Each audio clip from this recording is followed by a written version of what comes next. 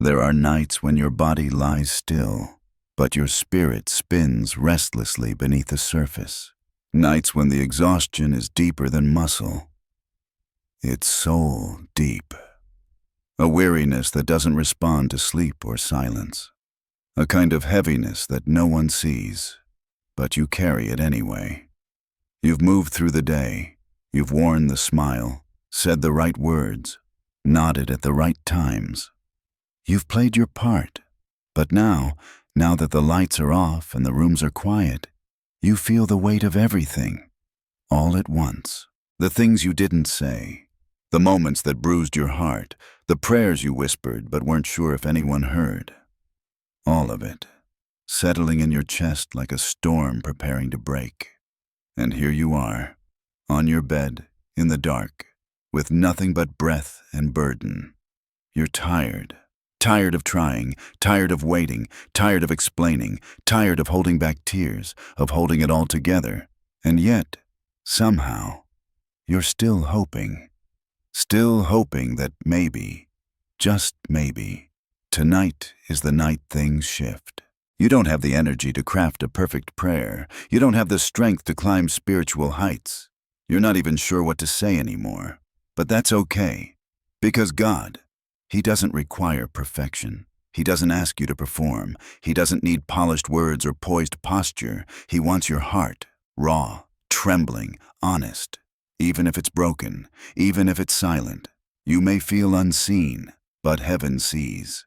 You may feel unheard, but He is listening. The sigh that just escaped your lips, He heard it. The tear that slipped from the corner of your eye, He caught it. Not a single part of your pain is ignored. Not a single second of your waiting is wasted. Sometimes God doesn't rush in with thunder. Sometimes He whispers, because He's that close. So close you could miss Him if you only listen for loud. So near, you'd overlook Him if you only expect flashes and fire. He's in the quiet. He's in the waiting. He's in the weariness. The stillness of night is not the absence of God. It's often the shelter of His presence. It's the place where the soul is most bare, and where His love wraps around you like a blanket made of peace. You've spent enough time running, enough time fixing, enough time pretending. Tonight, you rest. Not because the problems are solved, but because you're not meant to carry them alone. Tonight, you release. Release the things you were never meant to hold. Let go of the unspoken expectations. Let go of the timeline that haunts you. Let go of the pressure to be okay when you're not. Breathe. Let every exhale be a surrender. Let every inhale be a reminder. God is near. God is here. God is holding you, even now. You don't need a breakthrough to be loved. You don't need answers to be held. You don't need clarity to be safe in His arms. He isn't waiting for you to pull yourself together. He's waiting for you to fall into Him, not with eloquence, but with truth. With the kind of truth that says, God, I'm tired. I don't know what to do anymore. I'm afraid, and I'm doubting, and I don't have the strength I used to. And when you say that, when you finally say that, you'll feel Him meet you. Not with lightning, not with solutions, but with stillness, with the peace that passes understanding, with the presence that fills every crack of your soul, with the love that doesn't shift based on your performance. Look around this quiet room. You are not alone. He's in the ceiling shadows. He's beside your bed. He's in the rhythm of your breath. He's in the ache you don't understand. And He's whispering, come to me. Come with your worry. Come with your questions. Come with your heavy. Come with your broken. Don't clean yourself up for Him. Don't rehearse the lines. Don't fake the faith. Come as you are, exactly as you are. He's not intimidated by your doubt. He's not offended by your silence. He's not distant because you're discouraged. He's drawing closer. What if tonight isn't about getting an answer? What if it's about remembering who holds you in the question? What if the silence isn't punishment, but preparation? What if it's not that God hasn't spoken, but that He's inviting you to hear differently? Through the hush, through the sigh, through the stillness. You don't have to do anything right now. You don't have to fix anything. You don't have to plan or achieve or produce. You can just be. Be loved. Be seen. Be quiet. And still be enough. There's holiness in your stillness. There's worship in your honesty. There's courage in your tears. You are not faithless because you are weary. You are not broken beyond repair. You are not forgotten because the answer hasn't come. And even now, as you lie here wondering what happens next, He is already working.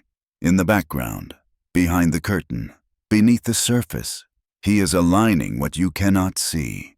He is the God of the unseen, the God of timing, the God of quiet victories. So tonight, don't strive. Don't reach for the unreachable. Don't beat yourself up for being tired. Just receive.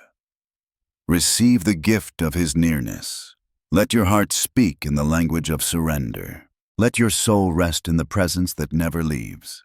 You don't have to chase peace. You are in the arms of peace Himself. You don't have to earn comfort. He is comfort. You don't have to look for hope. Hope is seated beside you. And as the minutes stretch into midnight, and the night deepens in its hush, know this. You are not the only one He is visiting tonight. There are others, just like you, aching, praying, waiting. And yet, He meets every single one, individually, intimately, lovingly. He hears your breath. He counts your tears. He remembers every prayer. You may forget what you asked for. He doesn't. You may lose track of hope. He holds it for you. You may stop believing you're worthy. He never stops loving you. So let tonight begin again, not with worry, not with control, but with release, with soft surrender, with slow trust, with whispered faith. Say it aloud if you dare. God, I'm here. I don't have much, but what I have, it's yours. And that's where miracles begin. I didn't know I was still holding on until my fingers began to ache, until my heart, gripped in tension, started to tremble from the weight of pretending. You see, after the silence of night settled, after the ache found a name and the tears found their way down, there was a shift, not in the situation, not in the unanswered questions, but in me. Because I realized something I hadn't wanted to admit. I was tired of being in charge of everything. I had clutched every outcome, every unknown, every fear. I had made maps God never asked for and tried to steer ships I was never meant to sail. And in doing so, I wore myself thin. So thin I almost forgot what it felt like to rest. Not to sleep, but to rest. The kind of rest that comes when surrender walks in the door and sets down its suitcase like it plans to stay a while. That night, the one where God whispered instead of thundered, I sensed something sacred in the dark. Not a miracle, not a fix, but an invitation. An invitation to stop trying to be my own savior, to stop waking up already anxious, to stop scripting the future and calling it faith. To stop praying with one hand open and the other clenched in control. I laid there, on my back, staring at the ceiling I had seen 1,000 times. But suddenly, it looked like mercy, because I couldn't climb any higher. I had come to the edge of myself, and that was the beginning of surrender. It starts in a strange place, not with dramatic words, not with a cry into the sky, but with a whisper so quiet you almost miss it. I can't do this anymore. And I didn't mean it like a collapse. I meant it like a confession. I wasn't giving up. I was giving over. There's a difference. I had to unlearn the pride that says, if I don't fix this, no one will. And remember the truth that whispers, if God is in this, I don't have to carry it alone. But I'll be honest, it didn't come easy. Surrender never does. Especially not when you've built your identity on being strong. Especially not when people count on you to hold things up. Especially not when fear disguises itself as responsibility and whispers, if you let go, everything will fall apart. But here's what I've come to believe. If something falls apart when you let God carry it, maybe it wasn't built on Him in the first place. So I exhaled, slowly, tearfully, and I let go. Of control, of timelines, of people I couldn't change, of outcomes I couldn't secure, of prayers I didn't know how to shape anymore. And as I did, a strange thing happened. Nothing around me changed, but something inside me softened. I no longer felt like I was wrestling God for the pen. I wasn't gripping the steering wheel of life with white-knuckled fear. Instead, I reached over and gave Him the keys. It wasn't dramatic. It wasn't loud. It was holy and still and full of unseen power. Because surrender doesn't always look like falling to your knees. Sometimes it looks like whispering yes in the dark. Sometimes it's praying, God, even if you never explain this, I'll still believe you're good. It's lying on your bed with nothing resolved and saying, I trust you anyway. It's waking up the next morning with no proof of change, but choosing peace over panic again. It's walking forward when nothing makes sense, because your trust is no longer built on outcomes, but on the one who sees the whole picture. Surrender is not weakness. It's not laziness. It's not giving up. It is holy bravery. It is saying, I'm not God, and I don't need to be. It's setting down the burden of needing to understand everything before you believe anything. I'm still learning this, every day, because surrender is not one moment. It is a daily posture, and some days, I pick up what I already laid down. Some days, I try to take back the pen. Some days, I forget. But God, He doesn't shame me. He gently reminds me, I didn't ask you to carry that. And so, chapter by chapter, night by night, I'm learning to live lighter, not because the problems are smaller, but because my grip is softer. Not because life is easier, but because I no longer walk alone. So tonight, if you find yourself where I was, aching under the weight of what you're holding, can I tell you something? You don't have to carry this. Not by yourself. Not tonight. Not anymore. Lay it down, not just in word, but in heart. He's strong enough to hold it all. He's wise enough to know what to do with it. He's good enough to only act in love. And you're allowed to rest. You're allowed to be weak. You're allowed to not know. You're allowed to stop striving. Because your surrender is not the end of the story. It's the beginning of something sacred. We all want to believe we're in control. It's not always blatant, but somewhere, deep inside, we crave the comfort of certainty, the illusion of mastery over our lives. We calendar everything. We build backup plans for our backup plans. We chase stability like it's our lifeline. We call it being responsible, being prepared. But sometimes it's really just fear in disguise. Fear of what might happen if we let go. Fear of what we might lose if we trust. Fear of what God might allow if we surrender. So, we grip harder. We strategize. We micromanage.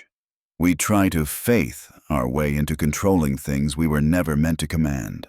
And for a while, it works. The illusion holds. The structure appears solid. The checklist is full. And we feel in charge. Until we don't. Because no matter how many steps you plan, no matter how airtight your schedule, no matter how many contingencies you create, life will interrupt. Someone gets sick, a job ends, a relationship crumbles, a prayer goes unanswered, or worse, answered differently than you hoped. And just like that, control shatters like glass. And there you are, standing in the shards, wondering why everything still fell apart even though you did all the right things. That's when it hits you. Control was never real. It was a shadow. Something you thought you could touch, but your fingers passed right through it every time. And yet, we cling to it. Because it's familiar. Because it makes us feel safe. Because it's easier to plan our way through pain than to sit still and trust through it. But God, He is not in the business of letting us stay in delusion. Not because He wants us to fail, but because He wants us to be free. And you can't be free when you're enslaved to control. I remember when it broke for me. It wasn't dramatic. It wasn't sudden. It was slow, gentle, almost surgical. God began to show me, in the small things first, that I wasn't in charge of as much as I thought. I couldn't control people's choices. I couldn't force outcomes. I couldn't speed up His timing. And in that holy unraveling, I found something surprising. Peace. Because control is exhausting. It's a constant performance, a never-ending loop of what-ifs and how do I fix this? It steals your joy. It steals your sleep. It convinces you that everything depends on you. But surrender is where soul rest lives. It doesn't mean you stop caring. It doesn't mean you stop working. It doesn't mean you become passive or indifferent. It means you do your part and let God be God. It means you stop pretending you know better than Him. It means you finally admit, I can't see the whole picture, but you can. And if we're honest, control was never about capability. It was about fear. It was about trust, or rather, the lack of it. Because to truly surrender, you have to believe He's good. You have to believe He's wise. You have to believe He cares more than you do. And that's hard. Especially when the evidence seems scarce. Especially when prayers feel unanswered. Especially when pain lingers longer than you ever expected. But the longer I walk with Him, the more I've come to see. Control doesn't protect me. It only isolates me from the peace I was created for. When I hold on too tight, I can't receive what He's trying to give. When I'm too busy directing my own life, I can't follow the path He's designed. When my hands are clenched in fear, I can't lift them in surrender. Letting go is terrifying. At first, but once you do, once you feel the weight of sovereignty shift from your shoulders to His, there's this sacred exhale that rises from within. A breath that says, finally, I don't have to carry what was never mine to hold. Think about this. The earth keeps spinning, the sun keeps rising, the tides keep turning, and not once did they need your help. God runs galaxies. He orchestrates eternity. He holds the balance of history in His palm, and yet you're afraid He can't handle your future. Friend, He's not only capable, He's caring. He's not only sovereign, He's near. He's not only in control. He's invested in your story more than you know. So tonight, what if you stop wrestling for control? What if you sit with open hand, palms up in surrender? What if you say, God, I've tried, but I trust you now. Even if the waiting is long, even if the answer is different, even if the process hurts. Trust is not based on understanding. It's rooted in who you know God to be. And if you've forgotten what that feels like, look back. Look at the times He brought you through. Look at the doors He opened. Look at the nights you didn't think you'd survive, and yet here you are, not because of control, but because of grace. So loosen your grip, open your hands, exhale the fear, and whisper, not in performance, but in truth. I surrender. Because that moment, right there, is where your strength ends and His power begins. Some burdens feel noble, some feel necessary. Some we carry so long, we forget they were never meant for us in the first place, and yet we wear them like armor, expecting them to protect us, define us, maybe even validate us. But over time, they don't shield, they suffocate. For me, it started with responsibility, good intentions, solid motives, a heart that truly wanted to help, to show up, to fix things, to be enough. So I said yes. I kept saying yes, until my soul started whispering no, and I was too busy to listen.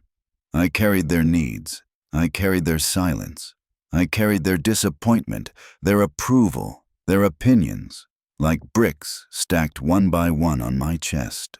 I thought it was love. I thought it was duty. I thought it was my calling. But I was mistaken, because somewhere in the middle of all that performing, I lost the quiet confidence of being a child of God, not the savior of everyone else. We take on burdens we were never built to bear, the pressure to please them, the anxiety of outcomes, the guilt of others' unhappiness, the weight of timing we cannot control, the fear of letting anyone down, and sometimes we even take on the role of God Himself, thinking if we just try harder, do more, hold tighter, we'll keep everything and everyone together. But do you know what that does? It breaks us slowly. And the worst part? No one sees it, because we've gotten so good at hiding it. The polished answers, the brave smile, the "I'm fine, just tired," that's masking an entire storm inside. But God sees. He always has. He sees you in the kitchen at 2 a.m., head in your hands, wondering how it all slipped through your fingers. He sees you staring at your phone, waiting for the apology that never comes. He sees the prayers you can't even form words for anymore, and He whispers, with more kindness than you've ever known, "My child, that weight, that's not yours." Let that sink in for a moment. All the heaviness, the shame, the control, the constant striving. It was never assigned to you.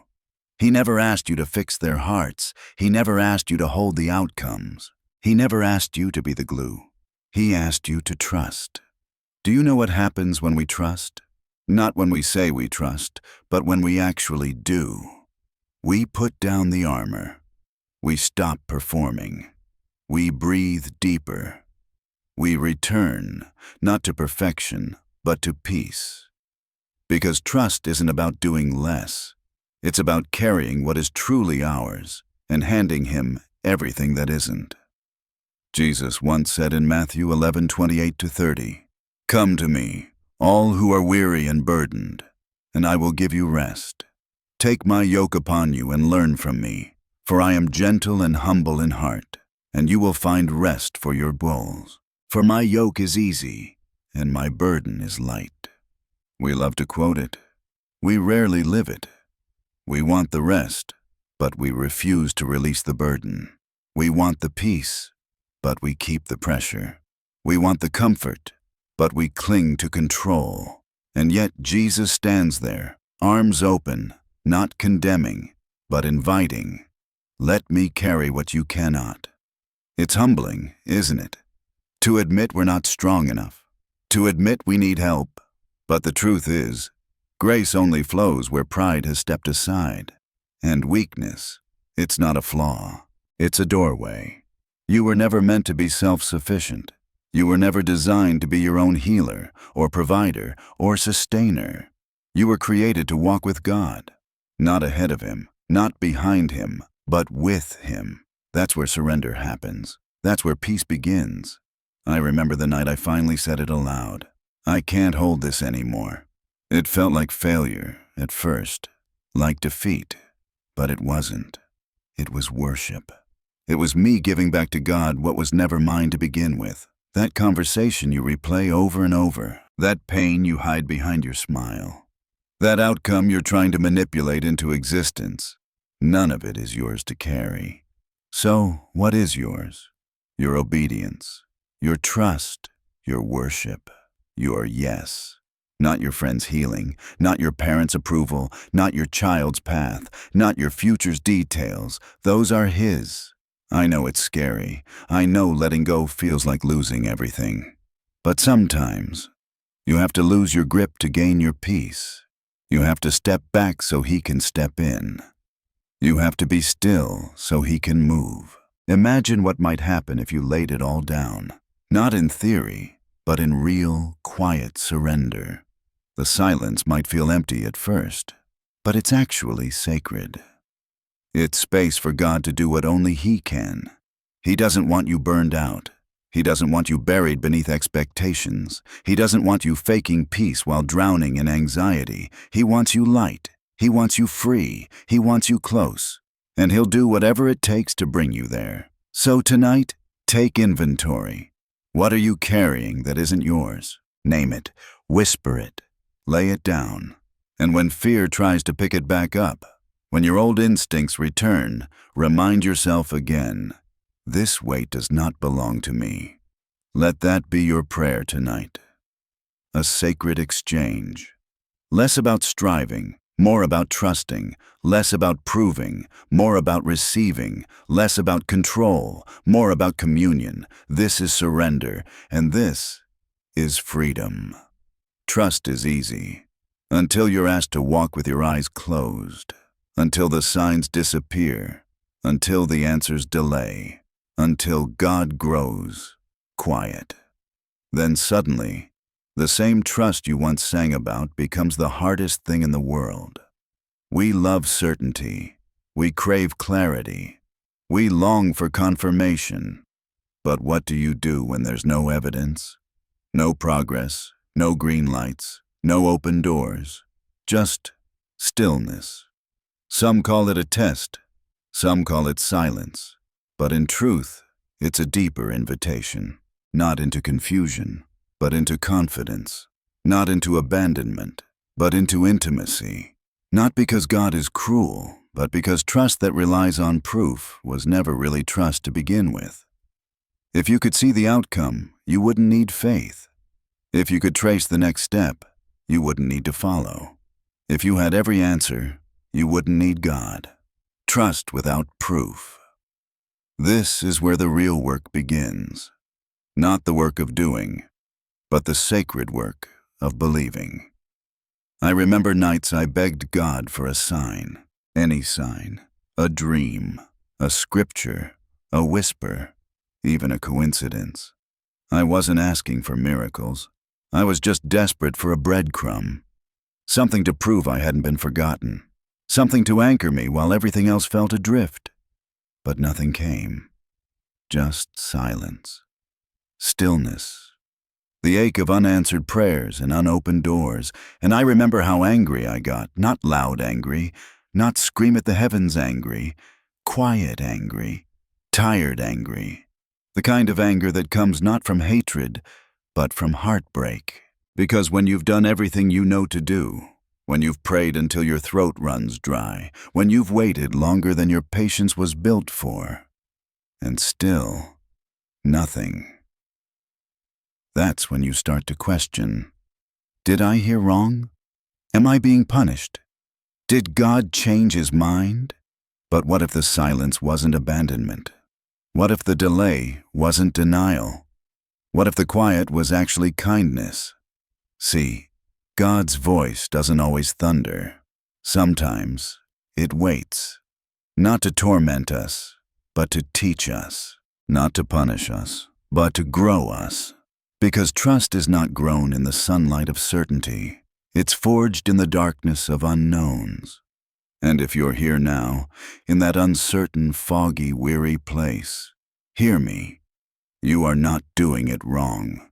You are not less spiritual. You are not forgotten. You are simply in the deep waters of trust, the deep end of faith, where the bottom is invisible, but the arms of God are underneath it all. God isn't afraid of your questions. He isn't offended by your tears. He doesn't flinch when your trust wavers. In fact, He meets you there, not always with answers, but always with presence. Think of Abraham, called to a land he couldn't see. Think of Joseph, dreams in his heart, but betrayal in his reality. Think of Ruth, walking into a foreign land with no guarantee of provision. Think of Mary, told she'd carry the Messiah with no manual, no map, no explanations. They didn't walk by proof. They walked by trust. And so will you. Does it hurt? Yes. Does it stretch you? Absolutely. Will it cost you? Everything. But what it returns is priceless. A faith that doesn't depend on signs. A love that's not tied to results. A security that's rooted in who God is, not in what He does for you. That's the invitation tonight. Not just to trust for the outcome, but to trust even when there is none yet. To say, God, I don't see the way, but I believe You are still the way. To say, I don't hear a sound, but I know You are still speaking. To say, I feel alone, but I believe You're near. Trust doesn't always look like joy. Sometimes it looks like tears on your pillow and hope scribbled in the margins of your prayers. Sometimes it sounds like, God, I don't get it, but I'm staying. Sometimes it feels like trembling hands lifted anyway, and God honors that deeply. Do you know what else trust looks like? Not needing to explain everything anymore. Not needing to figure it all out before you sleep.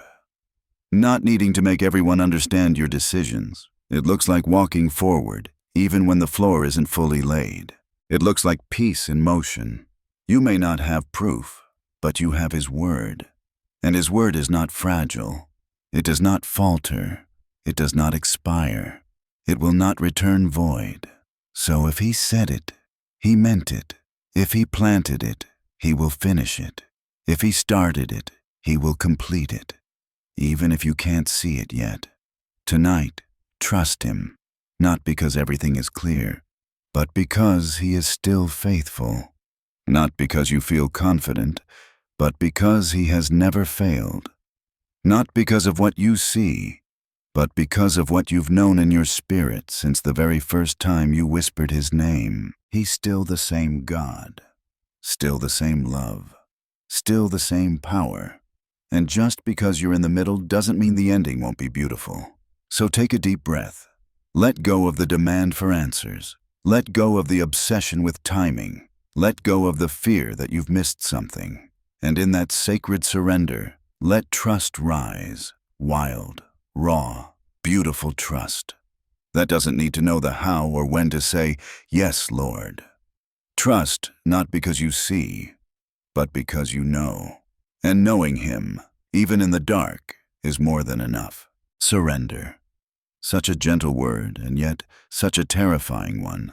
Because for most of us, surrender doesn't feel like safety. It feels like giving up, like stepping into thin air, like letting go of the very things we've clung to just to survive. But what if surrender is not a fall, but a landing? Not a collapse, but a return? You see, surrender isn't weakness. It's worship. It's not quitting. It's choosing a different kind of strength, a strength that doesn't come from control, but from release. A strength that says, I could keep fighting this, keep managing this, keep spinning my wheels trying to predict, perform, and protect, but I won't. I choose peace, even if it costs me my pride.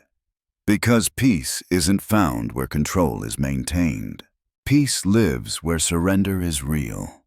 For so long I thought peace was a product of circumstances going right, of people treating me right, of prayers being answered my way. But peace was never something I was meant to manufacture. peace was always meant to be received. And the only posture that makes room for peace is surrender. Jesus didn't say, "Blessed are the busy." He didn't say, "Come to me, all you who have it figured out." No, he said, "Come to me, all who are weary and burdened, and I will give you rest." And what's the first step to receiving that rest? Letting go. Letting go of your timetable. Letting go of your grip. Letting go of the illusion that you're in control of everything. Surrender says, "God, you are God, and I am not." I had to learn that the hard way. I tried for years to carry it all, not just my burdens, but everyone else's too. I wanted to be helpful. I wanted to be strong. I wanted to be the one who could hold things together with my own hands, my own wisdom, my own effort. But night after night, I'd lie awake in a tight, anxious knot. I'd pray, then worry, worship, then obsess, release, then pick it all back up again before morning. And I finally reached the end of myself. It wasn't dramatic. It wasn't loud. It was quiet, gentle, a whisper in the soul that said, "You don't have to carry this anymore." And that night, I didn't pray with eloquence. I didn't quote scripture.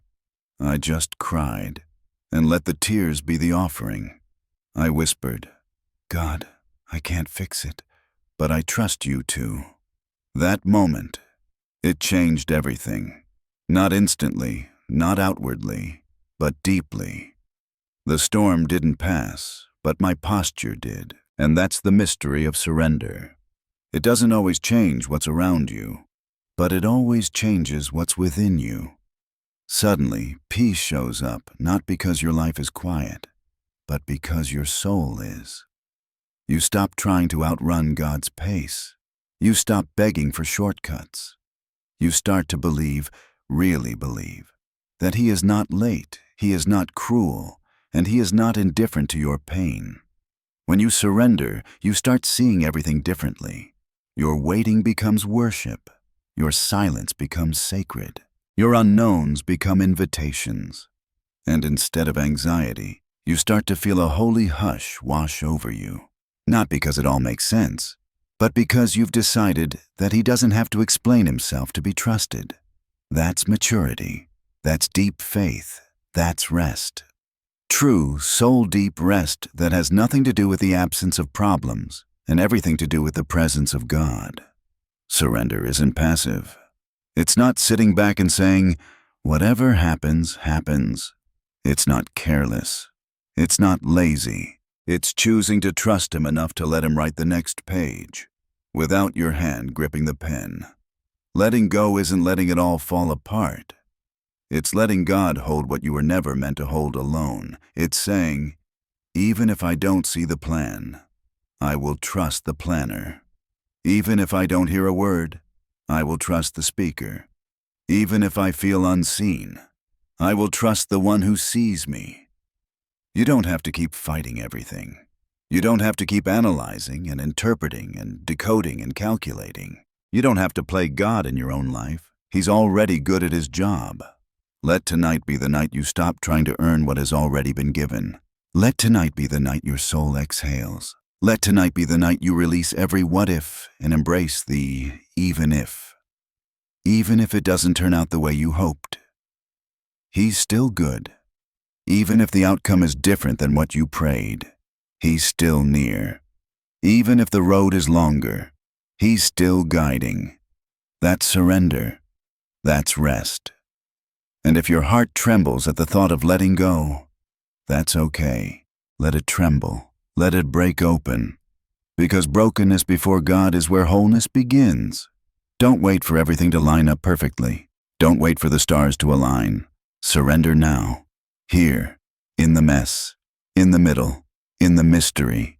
Because peace isn't at the destination. Peace is found in the letting go. So, I invite you, put down what is not yours. Lay aside what is too heavy. Stop grasping and start trusting. Let this be your prayer. God, I don't have to understand to believe. I don't have to see to follow. I don't have to feel in control to rest in your control. I release every burden I was never meant to carry. I release every timeline I was never meant to manage. I release every outcome that belongs to you alone. This is not the end. This is not defeat. This is the doorway, the sacred hinge that opens into peace. You can walk through it tonight. Take his hand. Exhale. Surrender. And find your soul. Finally, quiet. Surrender has brought you here, to this unfamiliar hush, this fragile quiet. No more striving, no more wrestling, no more reaching into tomorrow to try and fix what only God can touch. But now what? When the noise fades, when the demands drop away, when the chaos finally stills, you begin to realize just how loud your soul had become. Not just the outer world, but the inner one. The noise inside, the spinning thoughts, the leftover panic, the whispered fears that still creep in when the room goes dark. We think stillness will feel peaceful, but at first, it can feel like a void, because the silence reveals what the noise had been drowning out. We're so used to the clutter, the activity, the distractions we baptized as normal, and when they fall away, we meet ourselves in rawness. No mask, no productivity, just presence. And that's where God meets us. Not in the volume, but in the stillness. Not in the thunder, but in the whisper. You remember Elijah, don't you? He had just faced down the prophets of Baal, watched fire fall from heaven, seen the hand of God move publicly, dramatically. And yet, when fear chased him into a cave, when exhaustion and despair pulled him into hiding, God didn't show up with spectacle. He didn't split the earth. He didn't shake the skies. No, he came in a whisper, a still, small voice. Why? Because God knows we don't need noise to feel seen. We need nearness. We don't need volume to feel hope. We need presence. Stillness prepares us for the whisper. It teaches us to listen with more than ears, to hear with the spirit, to become aware, again, of the divine breath all around us, to recognize that God doesn't always interrupt the noise. Sometimes, He waits for it to settle, and in the absence of noise, something sacred begins to rise. Discernment, sensitivity, a stillness that opens our soul like soil, ready to receive whatever heaven wants to plant. But it's not easy, is it? Sitting in silence. No spiritual tasks. No emotional fireworks. No promises of a breakthrough in 10 minutes. Just quiet. But this is the place where deep things grow. This is the space where God whispers not just to you, but into you. In the stillness, God reveals not just answers, but identity. He begins to show you not what He wants from you, but what He sees in you. You realize you're not just a servant, you're a child, not just a worker, but a beloved. Stillness teaches you to stop measuring your worth by what you produce. It breaks the addiction to applause. It silences the inner critic who only values movement and results. And it dares you to believe you are deeply loved, even when you're doing nothing at all. Yes, it's uncomfortable at first. You might feel unproductive. You might wonder if you're wasting time. But stillness isn't wasted time. It's worshipful time. It's you choosing to value God's presence more than your plans. Let yourself breathe here. Let your heart unclench. Let the storm inside settle. Because stillness is not emptiness. It's expectancy. It's not passivity. It's preparation. God is near. You don't have to chase Him down. He is not playing hide and seek with your healing. He's simply waiting for you to quiet, so he can speak into spaces you finally made room for. Close your eyes, breathe deep. Let the stillness do its work. Not to feel something, not to get something, but to be with someone. This is where the whisper begins. There's something sacred about a whisper. It doesn't demand attention, it invites it. It doesn't shout over the chaos. It waits for the chaos to quiet down. And when God whispers, it's not because he's distant, but because he's close. Think about it. You don't whisper to people across the room. You whisper to the ones beside you, the ones close enough to feel your breath, to catch the tone of your heart in your voice. God whispers because he's not far. He's right here, right now. We often crave the dramatic, don't we? We long for loud miracles, burning bushes, parted seas, signs written in the sky. We want confirmation in lightning bolts. We want directions spelled out clearly, audibly, without doubt or delay. But that's not usually how God speaks. Not because he can't, but because he chooses something deeper. He chooses whispers, so we'll lean in, so we'll draw near, so we'll stop running, stop striving, and finally rest our heads against his chest, like a child listening to a heartbeat. It's here, in the hush, that we begin to recognize the voice behind the voice. Not the voice of fear, not the voice of shame, not the echo of our past mistakes, but the steady whisper of grace, of presence, of love that cannot be earned, only received. The whisper doesn't always give us answers, but it always gives us peace. Because God doesn't just speak to the circumstance, he speaks into our identity, and his whisper says, "You are not lost. You are not forgotten. You are not a disappointment. You are still mine." Sometimes we miss the whisper because it doesn't sound like what we expected. We wanted him to say, "I'll fix it," but instead he says, "I'm with you." We wanted him to say, "Here's the outcome," but instead he says, "Here's my hand." And what he offers in the whisper is not always what we asked for, but it is always what we need. Sometimes the whisper brings correction, but even then, it is wrapped in tenderness. Other times, it brings comfort, the kind no loud voice could ever deliver. It's in the whisper where God tells you things that shift your foundation, not your situation, but your perspective. And oh, how we need that shift. Because the noise of the world tries to define us by fear, by failure, by our limitations and timelines. But the whisper speaks to your eternity, not just your urgency. It calls out who you truly are, beloved, held, called, chosen. Can I ask you something gently? When was the last time you stopped trying to hear God and just chose to be with him? No agenda, no pressure, just presence. When was the last time you let him whisper instead of asking him to shout? Because the whisper is enough.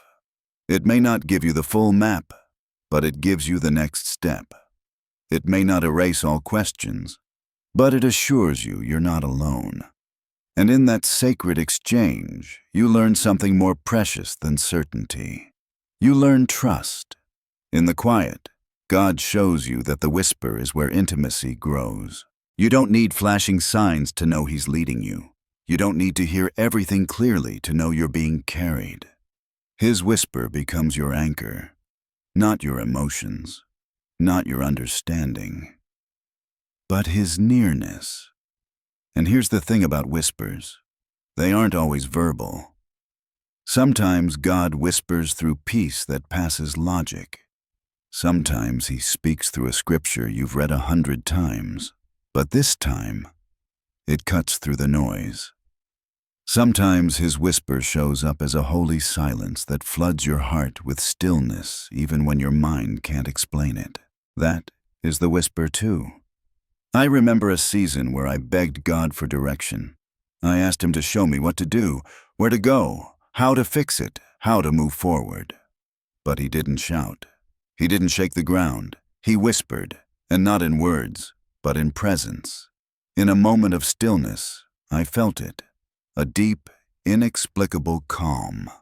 No new information, no step-by-step plan, just peace. And it was enough to remind me, He's here. You don't need to understand everything to walk with God. You don't need loud miracles to know He's moving. You need stillness and trust. You need to believe that a whisper from God is louder than the shout of fear. You need to believe that He's still speaking, even when the world is screaming over Him. And you need to believe this: if God is whispering, He must be close enough to catch your tears and quiet your heart. So don't be discouraged if He hasn't answered the way you expected. Don't walk away just because it wasn't loud.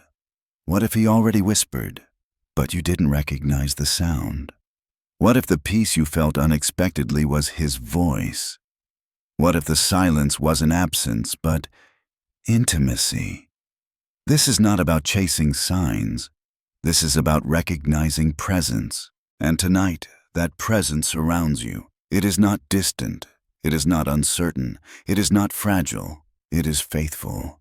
And it's whispering again, I am here. I have not left. You are not alone. Be still and know. The whisper is enough. It's not less than thunder. It's deeper than thunder.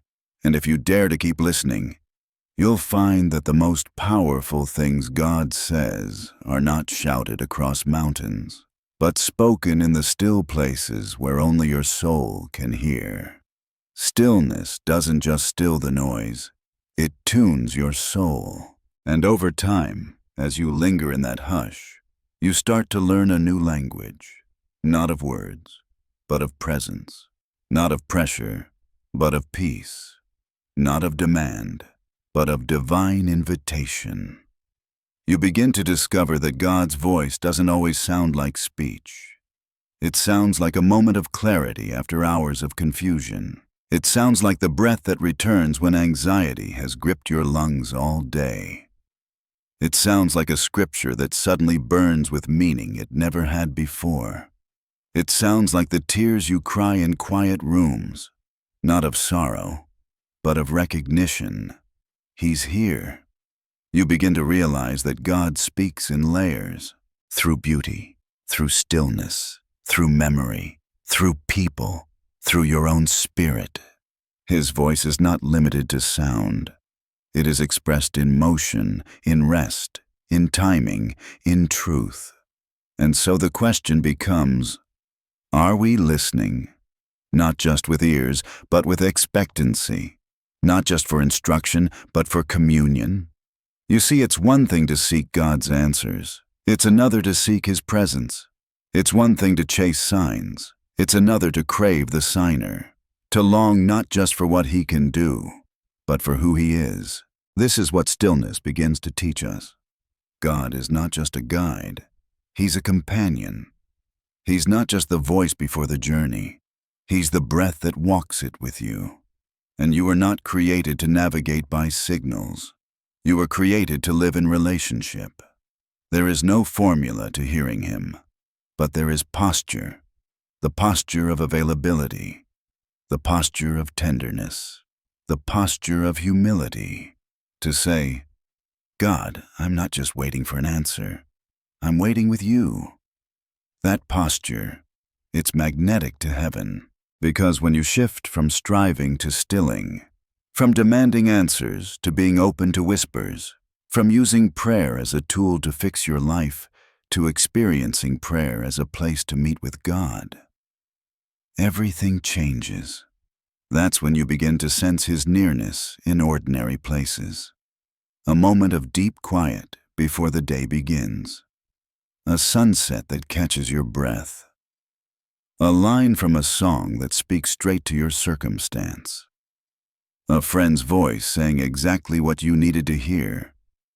A verse that finds you when you weren't even looking for it. That's His language. Not manufactured, not artificial, not forced, but real, alive, holy. and you start to realize something beautiful. God wants to be heard. He's not trying to make it difficult. He's not hiding truth like a cruel riddle. He's not leaving you in the dark to suffer in silence. No, he is constantly revealing, but he reveals most richly to the ones who've chosen to slow down, to the ones who aren't scrolling through silence but sitting in it, to the ones who don't just treat stillness like a spiritual pit stop, but like sacred ground. Do you know why? Because God's voice isn't just for your mind, it's for your spirit. And the spirit speaks a different dialect, a quieter one, a slower one, a holy one. The Holy Spirit inside you is not agitated or hurried. He is steady. And when you align with him, you begin to hear the undertones of heaven even while chaos roars around you. You start to catch the current of God's rhythm, and it sounds nothing like the pace of this world. The world shouts, "Hustle." The Spirit whispers, "Abide." The world yells, "Fix it." The Spirit murmurs, "Trust me." The world screams, "You're late." The Spirit reassures, "You're right on time." Stillness helps you translate that. Stillness helps you remember what his voice sounds like, because so many of us have forgotten. Not because we're rebellious, but because we're busy, distracted, overstimulated, plugged in, but spiritually disconnected. Stillness is the reset. Stillness is the reintroduction. Can you feel it? That sacred hush again? The one that doesn't ask you to perform, just to breathe. The one that doesn't pressure you to produce, just to be present. The one where the Spirit begins to interpret what your mind never could. This is the language of God's presence, and the longer you dwell in it, the more fluent you become. You'll begin to discern his movements not just in church services, but in grocery store aisles. You'll begin to feel him redirect your heart even mid-conversation with a friend. You'll begin to recognize when he's nudging you toward kindness, toward courage, toward healing. Not with loud alarms, but with sacred impressions. And you'll follow, because you've learned to trust that voice. This is intimacy, not just visiting God when you're broken, but walking with him when you're whole. Not just crying out when you're lost, but staying near when you're found, because you've realized that his presence isn't just the solution to your storm, it is the treasure of your soul. So listen, keep listening, and when you forget, when you get swept up again in the speed and swirl of life, come back here, to the stillness, to the whisper, to the gentle presence of the God who doesn't demand volume, but gives himself fully in silence. The more you listen, the more you'll hear, and the more you hear, the more you'll want to stay, not just for the answer, but for the answerer. There is a kind of silence that is terrifying, the kind that feels like absence, like being forgotten, like your prayers dissolved into the void and never came back. But there is another kind of silence, holier, deeper, the kind that doesn't represent abandonment, but attention, the kind that doesn't mean you're alone, but that heaven has drawn near and is listening, fully, intently, lovingly. We often misinterpret silence. We think if God isn't speaking loudly, he must not be speaking at all. If we don't feel goosebumps or tears or revelation, we think he has turned away. But the truth, some of the most transformative moments in all of Scripture happened in the silent spaces. Moses spent 40 years in the desert before the bush caught fire. David wrote psalms of deep despair when God's voice seemed absent. Jesus himself, in the garden, prayed to a Father who didn't remove the cup. And on the cross, there was a moment of divine silence. My God, why have you forsaken me? Even then, in the silence, God was working out salvation for the entire world. Silence isn't inactivity, It's not apathy. It's not rejection. Silence is sometimes the womb of miracles, a place where things are forming long before they are seen. Just because it's quiet doesn't mean it's empty. We want God to speak fast, but He speaks true. We want God to move quickly, but He moves deep. We want God to fix things, but He wants to form things. And formation requires waiting. It requires stillness. It requires faith that stretches longer than comfort. It requires believing that a God who seems silent is still a God who sees. Let's be honest. We struggle with silence because it reveals what's inside of us. When it's quiet, the noise of our fears gets louder. The doubt, the restlessness, the belief that maybe we're not really loved. Maybe God's disappointed. Maybe we've missed the mark. But silence doesn't expose you to shame. It exposes you to truth, the truth of how desperate we are for certainty, and how deeply we need to find God Himself more than the answers we crave. In silence, we are stripped of performance, of noise, of pretense. We face ourselves, and in that mirror, we find a God who does not flinch. He does not leave. He sits beside us in the stillness and whispers a love so steady it cannot be shaken by silence. Perhaps that's the reason God doesn't always fill the quiet with noise, because what you truly need is not more noise. You need to know you're safe even when heaven feels quiet. You need to be convinced that presence is not proven by volume, that God doesn't love louder when you're good and quieter when you're struggling. He is steady, unchanging, faithful in the silence just as much as in the storm. I remember once sitting in a dark room, grieving. There were no words left to pray, no clarity, no sense of purpose, just silence. And in that silence, there was no booming voice from heaven, no verse exploding off the page, no emotional rescue. But there was still a peace, a strange, unexpected stillness that whispered without speaking, "You are not alone." It was there I learned something I couldn't learn from noise, that God's silence can be His gentlest form of love. It's not always a test. Sometimes it's an invitation to stop needing and start resting, to stop striving and start abiding, to stop assuming you've been rejected just because the volume dropped. Sometimes silence means God is waiting for your heart to slow down enough to hear Him differently. Sometimes silence is God protecting you from hearing what you're not ready to carry. Sometimes silence is God strengthening your roots before He shows you the fruit. What if the silence is holy? What if this quiet night is sacred ground?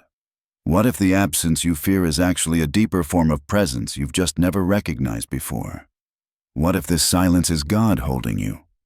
Not withholding, but holding. There's a reason why the psalm says, "Be still and know that I am God."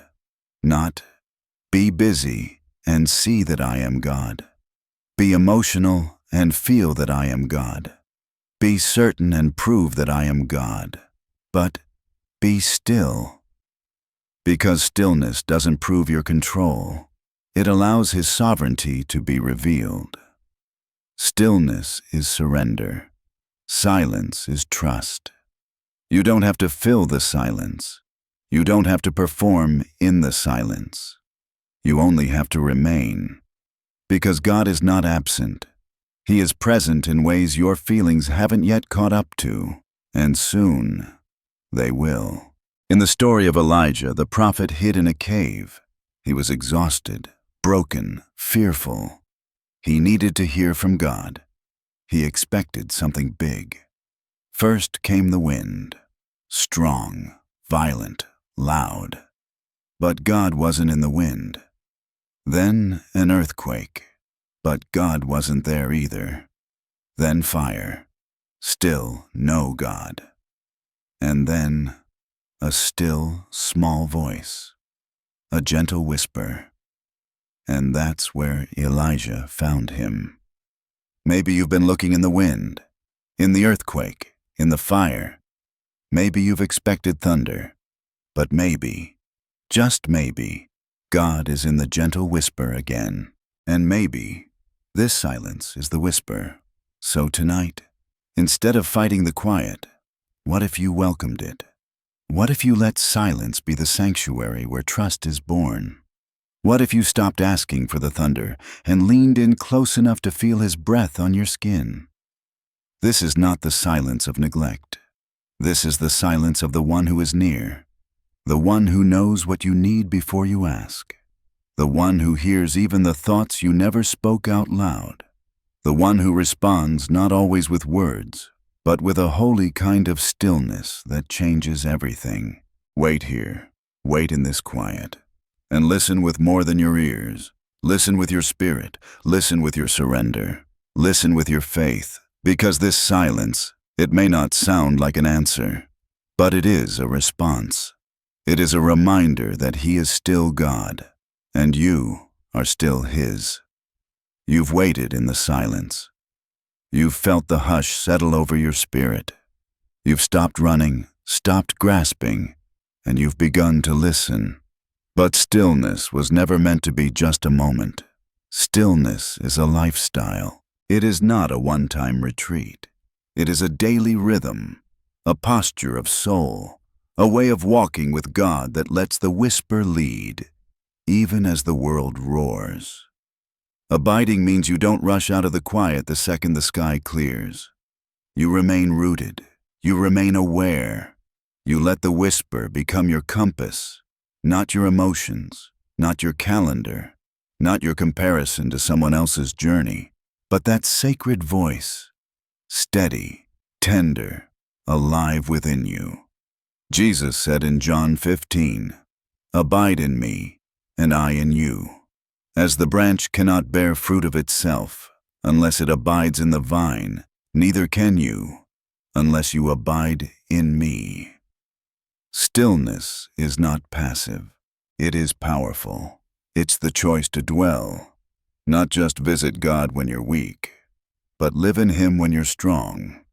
In the abiding life, the whisper of God is not just something you seek in crisis. It becomes the air you breathe, the guiding light in your ordinary days.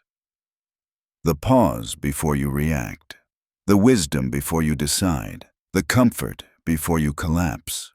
You learn to recognize it not because you chased it louder, but because you remained. Remaining sounds simple, but it's costly, because to remain, you have to release. You have to release your right to rush. Release your addiction to certainty. Release the temptation to self-soothe with noise, distraction, and answers. Remaining requires trust, a trust that says, even when I don't hear Him loudly, I will stay close because He's still here. You see, the world teaches us to equate momentum with success. It teaches us to chase what's urgent and ignore what's eternal. But the Spirit teaches us to move at a different pace, a slower one, a more rooted one, a quiet rhythm that builds depth over noise, wisdom over speed, obedience over performance. Living from the whisper means no longer living in reaction, but in response. Response to the Spirit. Response to the Father's heart. It means you don't need 5 opinions before you decide. You don't need to grasp for signs, scroll for answers, panic for provision. You learn to wait and respond. You learn to say, I don't move until He breathes. I don't speak until He nudges. I don't fear what's next because I'm tethered to the one who sees beyond it. This is the freedom of abiding. This is the strength of stillness. To live so close to the vine that your fruit comes without forcing. To speak not to fill silence, but because you carry peace. To walk into rooms not to be impressive, but to carry presence. You become sensitive to what breaks His heart. You notice the person others overlook. You forgive quicker. You repent sooner. You act with clarity, not confusion, because the whisper leads.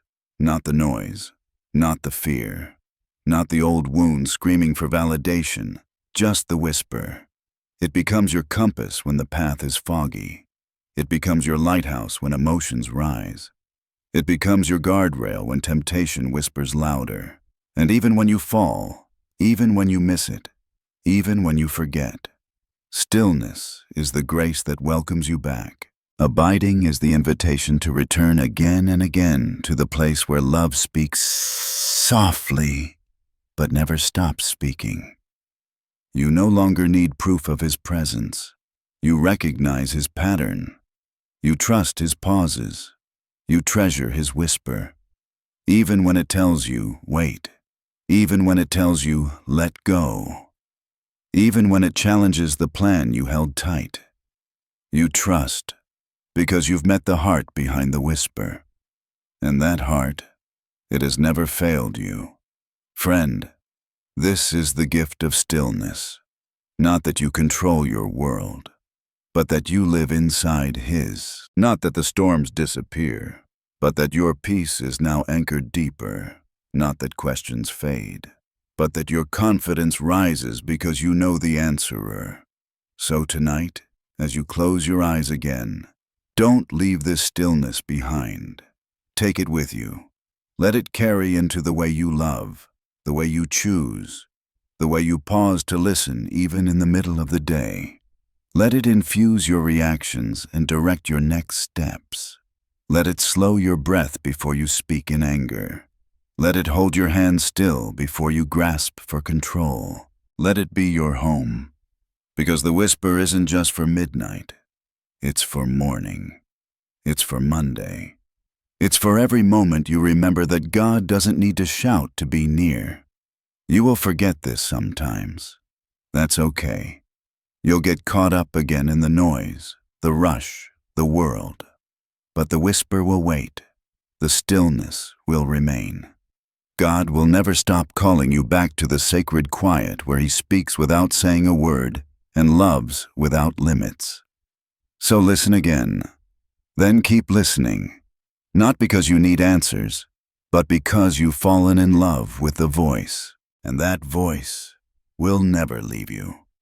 There comes a moment, after you've been still, after the silence has reshaped you, when God nudges you gently and says, "Now speak."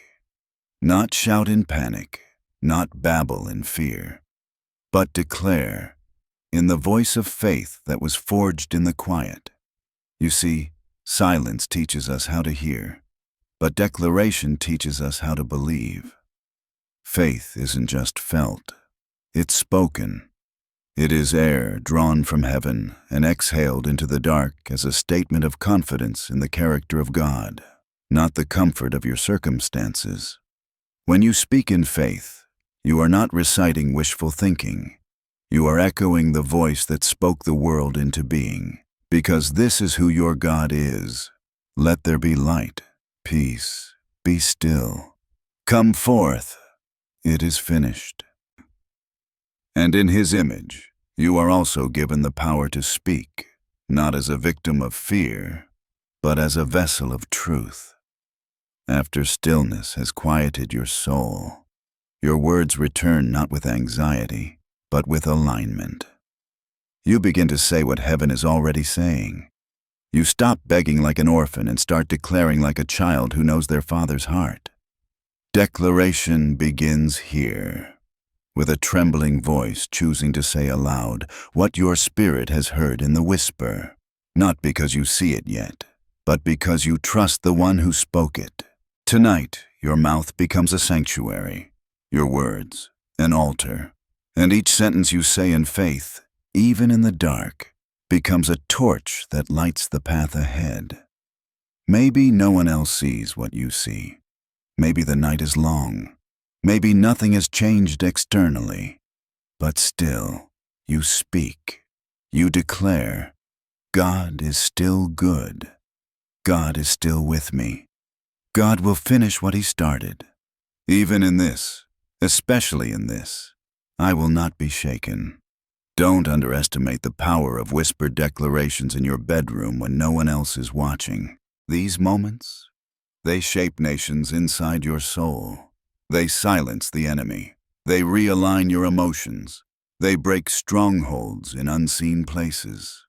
Because your words carry weight when they are born from the stillness of surrender. Not from striving, but from revelation. Not from panic, but from the place where you've heard God say, "You are mine. I have not forgotten you. This season is not the end. I will make a way where there seems to be none." It doesn't need to be dramatic. You don't need the perfect phrasing. You don't need eloquence or rhythm or poetry. You only need to agree with what God has already said. You can say it trembling. You can say it with tears in your eyes and uncertainty in your voice. That's okay. Faith is not the absence of fear. It's the decision to speak anyway. Like the woman with the issue of blood who said, "If I just touch the hem of his garment." Like David who said, "I will not fear, though the earth give way." Like the centurion who said, "Just say the word, and my servant will be healed." Faith is always found on the lips of those who dared to speak before the miracle came. So tonight, start here. Say it softly if you must, but say it. God is not done with me. His promises still stand. Even now he is working. I will see the goodness of the Lord in the land of the living, not because you feel it, but because it's true. And when fear comes back in the morning, you'll speak again. And when doubt creeps in by noon, you'll declare again. Because this is how faith is formed. Not once, but daily. Not when it's easy, but when the night is cold and the voice of fear is familiar. You keep choosing to align your lips with heaven, even when your emotions lag behind, even when nothing makes sense, even when the whisper is still all you have. You speak as one who knows the end because you trust the author. Your declaration isn't magic. It's not a formula. It's not a charm. It's relationship. It's worship. It's warfare. It's love that speaks out loud and refuses to stay silent just because the storm hasn't passed yet. So, tonight, speak. Let your declaration be your defiance. Let your faith interrupt the darkness. Let your voice echo what the stillness taught you. Say it until your soul believes it. Say it until the fear dissolves. Say it until the atmosphere shifts. Because it will shift. Not because of you, but because of the one who dwells in you. The one who already spoke the final word. And that word? It is life. It is peace. It is victory. So don't just whisper your faith tonight. Declare it. There are nights when silence soothes, but there are also nights when silence is not enough. Nights when fear breathes down your neck, when discouragement pounds like thunder, when old voices rise from the shadows, whispering, "It will always be this way." You are not enough. God has forgotten you. And in those moments, stillness must rise into warfare. Faith must speak. Faith must fight. Because spiritual battles are not always fought with noise. They're won with truth. Truth declared. Truth believed. Truth held like a sword when the heart is under siege. This is the moment you open your mouth, not with complaint, but with conviction, and say, "I will not be moved. God is my strength and shield. No weapon formed against me shall prosper. I am not forsaken. I am chosen, seen, and sealed." Faith is not weak in the fight. Faith does not shrink back when threatened. Faith remembers who God is, and then speaks it into the dark. Because when you declare the truth in battle, you are not just protecting your peace. You are pushing back the lies. You are drawing a line. You are taking ground. Ephesians 6 tells us, "Take up the shield of faith with which you can extinguish all the flaming arrows of the evil one." And how do you raise the shield? You speak. You say, "No, I know who I am." You say, "I know what God has promised me." You say, "I know this is not the end." Some people think warfare is shouting louder, but spiritual warfare isn't about volume. It's about authority. And your authority comes from knowing who you belong to. You don't have to scream to make the darkness tremble. You just have to stand. You declare truth, not because the storm is gone, but because your anchor is deeper.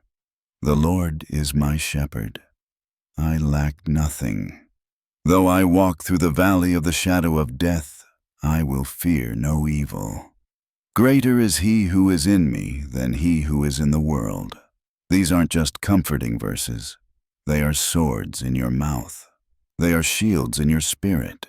They are torches in the night that lead you forward when you don't know what tomorrow brings.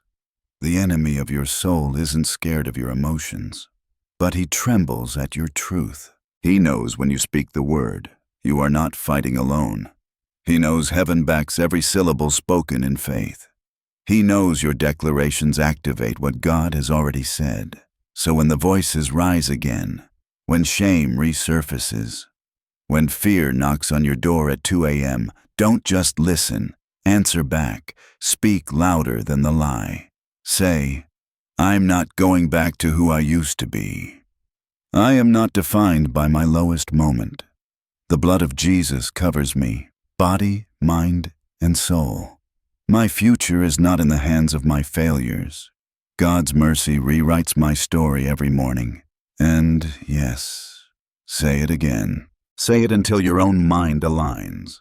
Say it until the lie no longer lands. Say it until peace rises like a shield. When you fight back with faith, you are not pretending the struggle isn't real. You are simply declaring that the struggle will not win. You're saying, "Yes, it's hard, but God is still good. Yes, it hurts, but God still heals. Yes, I'm waiting, but I won't stop worshiping. Yes, I'm tired, but I am not defeated." Faith that fights is faith that remembers. Remembers the times God came through. Remembers the doors He opened. Remembers the miracles you didn't even pray for. Remembers the peace that didn't make sense, and the strength that carried you when you couldn't carry yourself. So remind your soul, if He did it before, He will do it again. And don't wait for the battle to be over to begin your praise. Declare it in the middle. Worship when the answer hasn't come. Speak life when the pain still lingers. Say thank you, even while the tears are fresh, because that's where real victory begins. Not when the battle is done, but when you refuse to surrender your voice. Some of the most powerful faith declarations will come from your lowest places, from the hospital bed, from the silent kitchen, from the broken dream, from the waiting room of the unknown. But what comes out of your mouth in those moments matters more than you know. Declare hope, declare light, declare the truth until your spirit stands up again. Say it with tears. Say it with your voice cracking. Say it on your knees. But say it. I am still standing. God is not finished. This valley is not my home. It's my path. My Redeemer lives, and He is fighting for me. Tonight, let faith rise again, not just in quiet reflection, but in bold confession. Let your words make war against the dark. Let your mouth carry the sword of heaven's truth. And let your declarations, spoken from the battlefield, become the very sound that breaks the chains. Faith doesn't wait for confirmation. Faith creates confirmation. Not because it manipulates the outcome, but because it aligns with the heart of God before results are visible. This is where true declaration lives, not in the echo of fulfillment, but in the wilderness where nothing has bloomed yet, where the path isn't paved, where the vision still looks like vapor. Yet even in that place, especially in that place, faith dares to speak. Before there is clarity, faith declares confidence. Before the door opens, Faith speaks welcome. Before the healing comes, faith says, "Thank you." Before the answer is seen, faith says, "I trust you anyway." And that kind of declaration is costly because it sounds ridiculous. It looks naive. It goes against reason. It dares to believe what the eye cannot confirm. But that is the language of heaven. That is the language of Abraham, who was fully persuaded, even when his body told a different story. That is the boldness of Elijah, who called for rain when the sky was bone dry. That is the confidence of Mary, who said, "Let it be to me according to your word," even though it would cost her everything. Tonight, you are invited to speak as they did, not because the promise is easy, but because the promiser is faithful. Maybe your heart whispers, "But I don't see how it's possible. Nothing looks like it's moving. What if I say it out loud and it doesn't happen?" But here's the secret. You don't declare based on probability. You declare based on promise. So declare it now, not later. Declare it before the breakthrough. Declare it while the field is still barren. Declare it when the baby hasn't arrived, when the business is still a dream, when the door is still closed. Because your declaration is not just about what you want. It's about who you believe God is. Speak it with trembling faith if you must, but speak it nonetheless. Say, "God is preparing something beautiful for me. The season I'm walking into will not look like the one I'm leaving. What's ahead is greater than what's behind. I will see the goodness of the Lord in this lifetime." Even if your present is quiet, even if your present is lonely, even if your present is confusing, you speak into the unseen because God lives in the unseen. Let your mouth write the melody that your future will one day sing. Let your spirit prophesy to the place you haven't reached yet. You are not lying. You are partnering with God's timeline. The enemy wants you to stay silent. He wants you to settle. He wants you to curse your tomorrow because today feels barren. But faith lifts up its voice and says, "Though there is no bud on the vine, yet I will rejoice. Though I walk through the valley, I will not fear. Though I have seen no rain, I hear the sound of an abundance of it." This is what makes declaration so dangerous. It doesn't just react. It creates. It doesn't just echo truth. It plants it in the atmosphere. What you speak now prepares the way for what God will do later. It tills the ground. It shifts the temperature. It builds expectation. Even heaven responds to this kind of declaration. Because it's not birthed in arrogance. It's born of surrender. It is not demanding. It is trusting. It's the kind of declaration that says, "I don't know how you'll do it, but I know you will. I'm not asking you to perform. I'm choosing to believe. Even if it takes longer than I thought, I still say yes. Even if it doesn't look like I imagined, I still call it good." Tonight, can you do that? Can you look into a future you haven't walked into and bless it? Can you praise God for doors He hasn't even shown you yet? Can you say thank you for a provision you haven't touched? Can you declare peace into places that still feel like chaos? Not because you're delusional, but because your declaration isn't about what you see. It's about what He said. God is not limited by your timeline. He is not restricted by your senses. He doesn't need visible progress to be fully at work. So join Him, not with clenched fists, but with open hands and a trusting tongue. Say, "I will walk into what you've prepared. I will not miss what's mine. I will not sabotage my own destiny with doubt. I will stay aligned with your plan, even when I don't understand it." These are not empty mantras. These are spiritual weapons. And when wielded in humility, they change the course of your days. Because you've been still. Because you've surrendered. Because you've heard the whisper. And now, you're standing up. with clarity, with courage, and speaking what God has put in your heart before it shows up in your hands. You're walking through dry ground, but your voice is full of rain. You're standing in silence, but your soul sings like it already sees the sun. This is what it means to live by faith, not just feel it, but declare it. There comes a moment when your faith-filled words are no longer just for you. They begin to spill over into the lives, the pain, and the prayers of others. Because someone else is sitting in the same darkness you once occupied, and they are waiting, not for more information, but for a sound of hope, a sound of courage, a sound of breakthrough, a sound that you now carry. God never intended your declaration to end with you. He gives it to you so that you may give it away. You survived that storm. You made it through that fire. You're standing now, not just to bask in survival, but to speak life into someone else's valley. You've heard heaven's whisper, and now your voice becomes heaven's echo. That's why silence isn't always sacred. Sometimes silence is selfish. Sometimes silence is fear in disguise. Sometimes silence is what the enemy uses to keep testimonies buried and miracles hidden and weary hearts waiting longer than they need to. But you have a choice.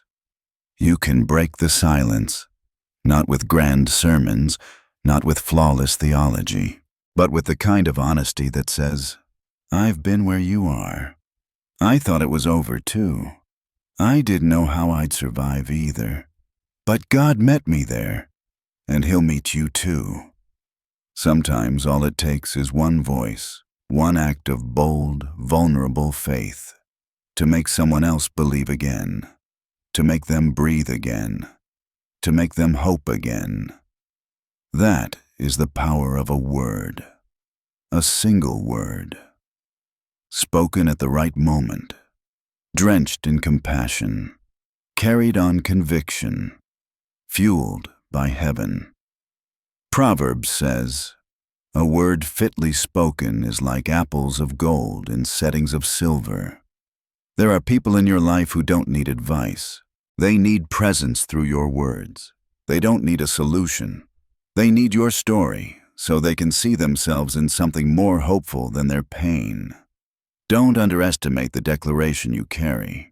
Even the quietest voice can shake chains loose in someone else's prison. You don't have to be famous. You don't have to be eloquent. You just have to be real and ready. Ready to say, God brought me out. He'll bring you out too. He healed my grief. He can heal yours. I used to cry myself to sleep. Now I sleep in peace. I once believed I'd always be broken. Now I know I'm beloved. Those words may seem simple, but to someone who's drowning, they're a lifeline. To someone who's curled up in silence, they're a rescue. To someone who's forgotten how to pray, your declaration might be the spark that lights their altar again. Because faith is contagious, not in theory, but in proximity, in community, in words shared between wounds. So many people are waiting for God to speak. And what if He has chosen to speak through you? What if your yes to declare your story becomes the answer to someone else's prayer?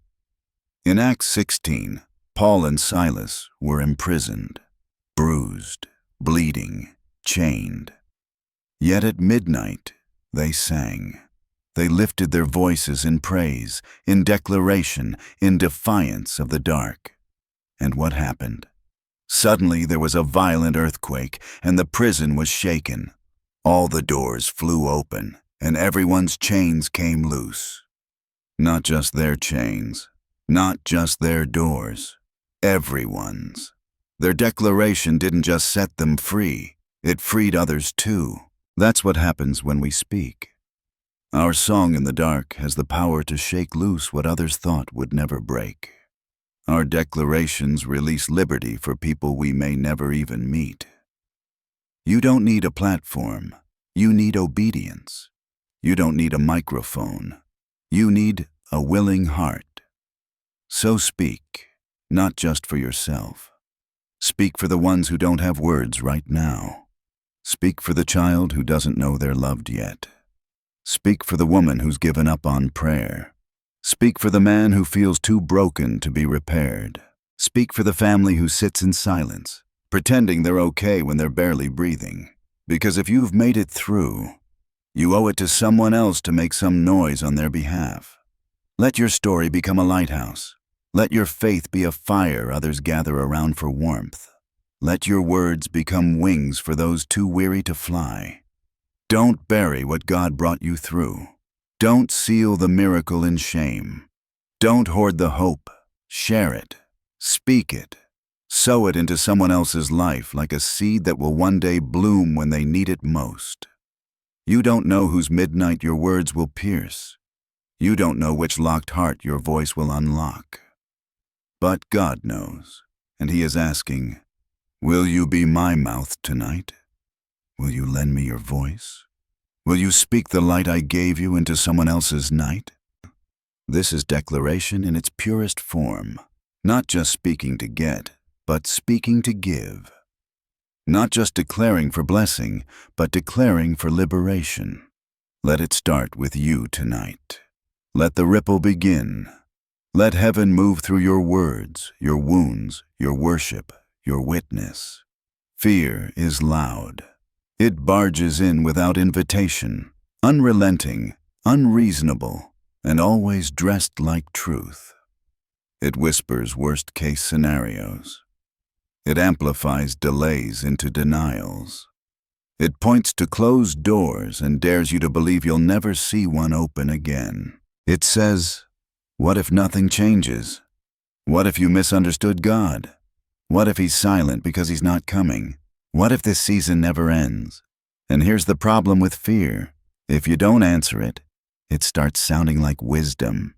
If you don't confront it, it starts masquerading as discernment. If you don't speak back, its voice fills the silence.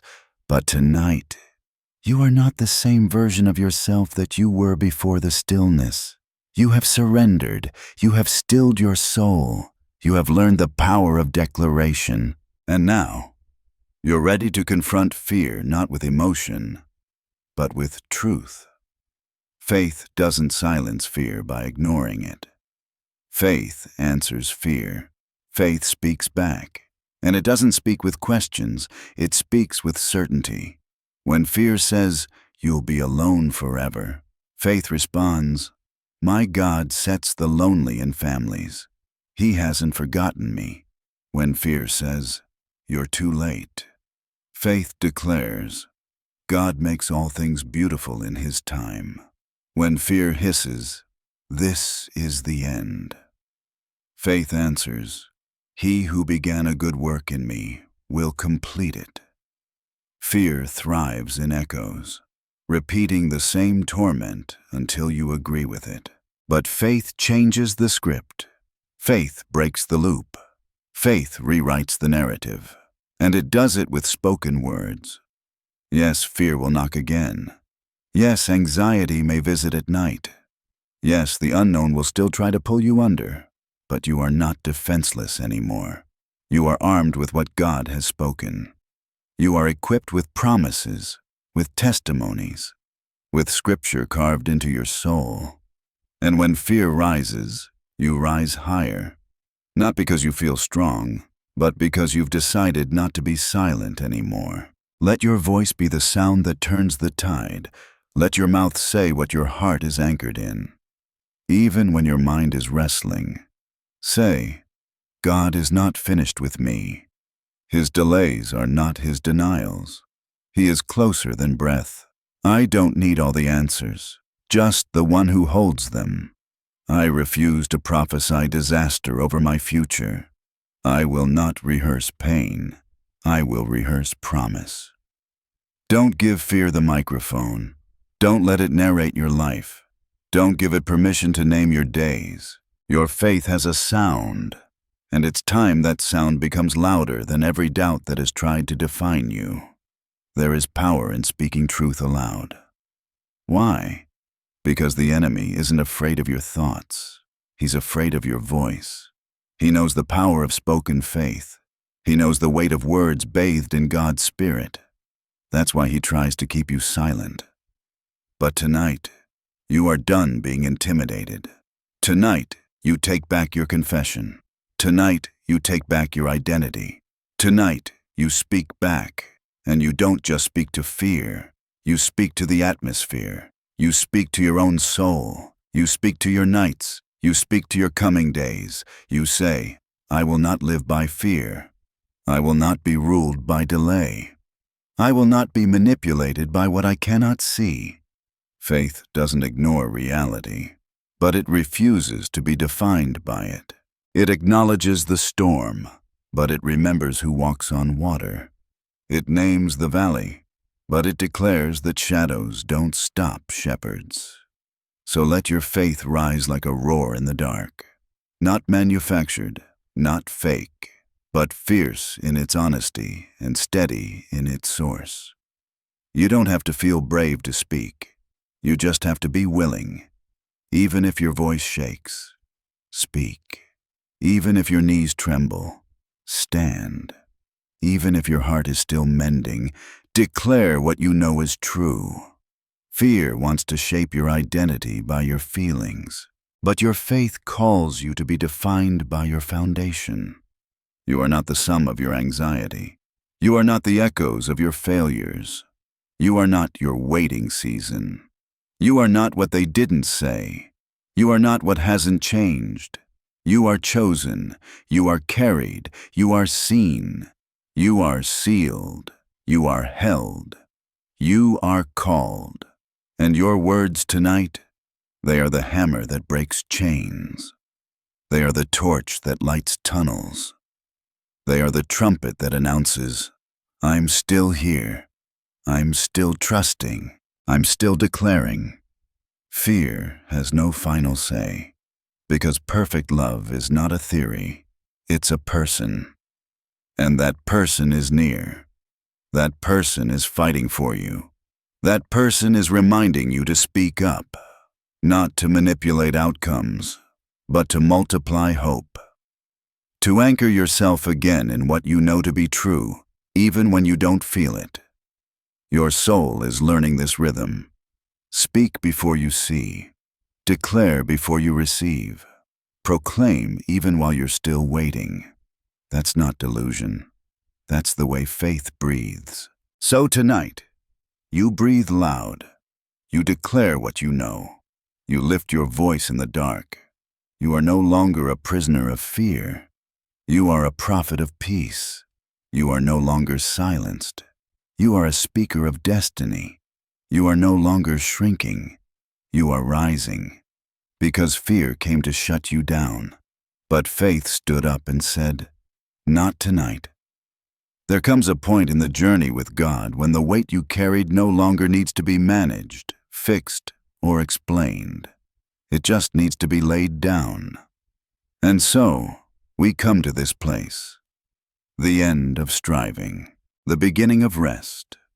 Not because all the questions are answered, but because your soul has finally been convinced of who holds the answers. Rest isn't the absence of struggle. It's the presence of trust. It's what happens when the chaos inside you bows to the one seated above you. It's not escape. It's surrender.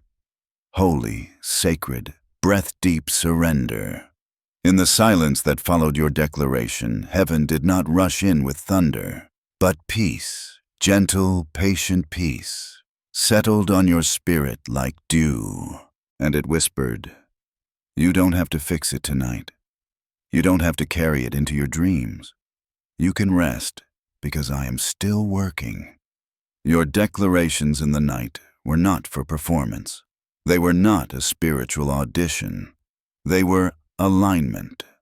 They cleared the room of fear so that peace could move in. They dismantled anxiety's throne and made space for rest to sit down. Tonight, God is not asking you to do. He is inviting you to be. Be still, be quiet, be covered, be loved. He's not waiting for your effort. He's waiting for your exhale. Close your eyes, not as an escape, but as an embrace. Let your breath slow. Let your thoughts settle. The God who watched over you when you were too weary to speak is also the God who will keep you as you sleep. You have nothing to prove tonight. No outcome to control. No performance to uphold. No prayers to perfect. Your Father is near. Your Father is enough. Let your bed become an altar, not of sacrifice, but of surrender. Lay every anxious thought down like an offering. Lay every what if like a broken vase. Lay every tension, every unknown, every tight space in your soul. Lay them all down, and let the God of peace do what only He can do. He does not sleep, so you can. He does not slumber, so you may rest.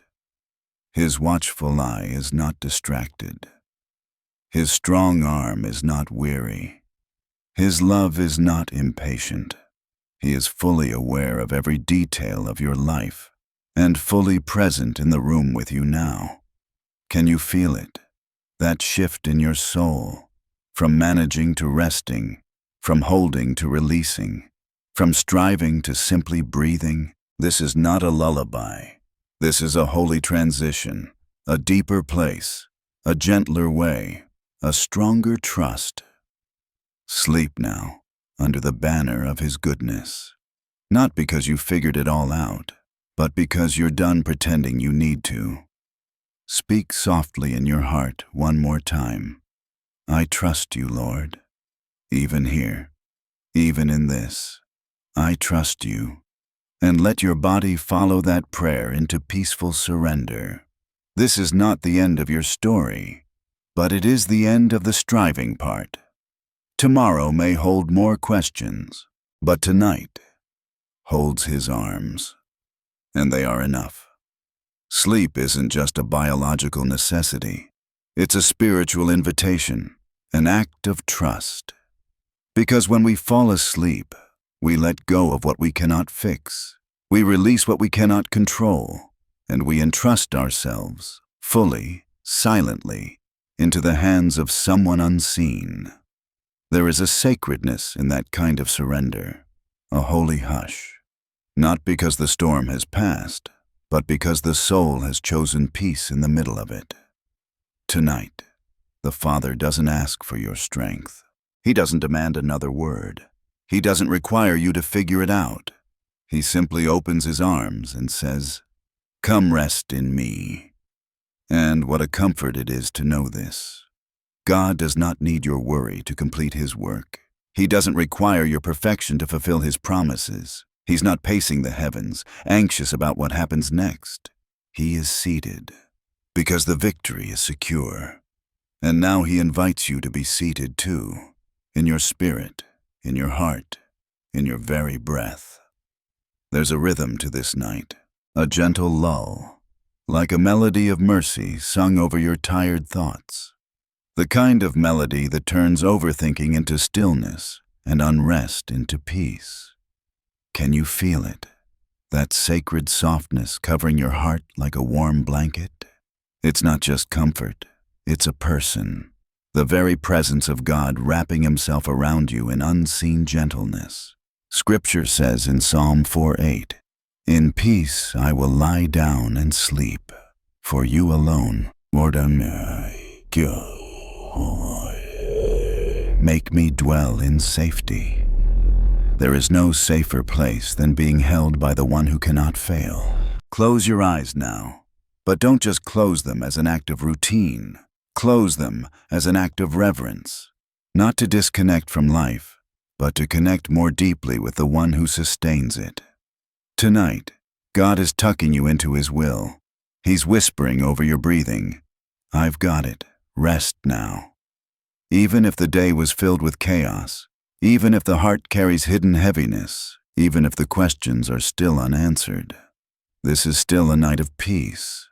Not the kind of peace the world gives, based on comfort, outcomes, or ease, but the peace that surpasses all understanding, the kind that guards your heart and mind, not with logic, but with presence.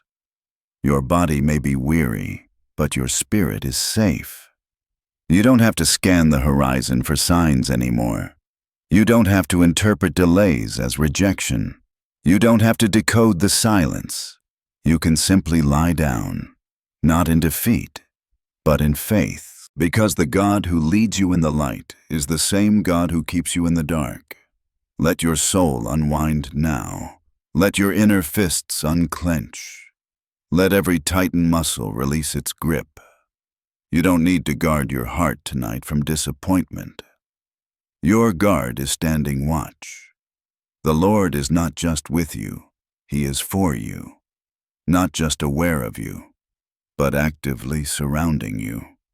His angels are encamped around you. His presence fills this room. His goodness and mercy are following you, even into your dream. Yes, even while you sleep, God continues to move. He mends what was torn. He realigns what drifted. He restores what was drained, and He does it in silence. You won't hear it. You might not feel it. But when you wake, you'll realize something shifted. Sleep is not the end of your day. It's the beginning of God's renewal. So tonight, you don't strive to sleep. You sink into it. Like a child after a long day, crawling into arms they trust. No explanation, no resistance, just surrender. Say this softly in your heart. God, you are holding me. I am not afraid. I am not in control, and I don't need to be. You are enough for me. I release my body, my mind, and my spirit into your care. Let me rest inside your will. Let that be your lullaby, not lyrics of escape, but of embrace. Let those words wrap around your worries and hush them into stillness. The world will still spin without you. God will still move even while you sleep.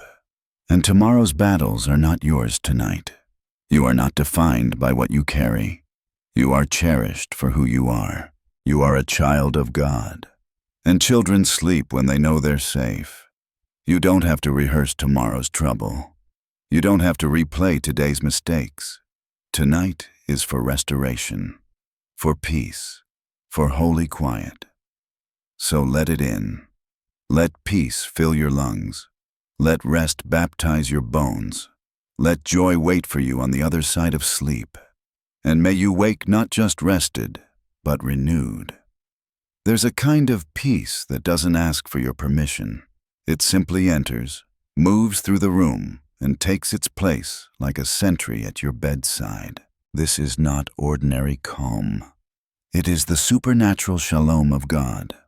It doesn't come because your problems have vanished. It comes because God has taken His rightful seat on the throne of your heart. You can almost sense it now, like a divine hush falling over the noise within you. The worry still tries to whisper. The what-ifs still rise like fog. But something greater, someone greater, stands between you and your fears tonight. Peace has stepped forward. And it's not fragile. It's not shy. It doesn't back down to fear. This peace, it guards. Like a shield over your mind. Like a hand over your heart. Like walls around your thoughts. Philippians 4:7 says it plainly. And the peace of God, which surpasses all understanding, will guard your hearts and minds in Christ Jesus. Tonight, that promise is not a metaphor.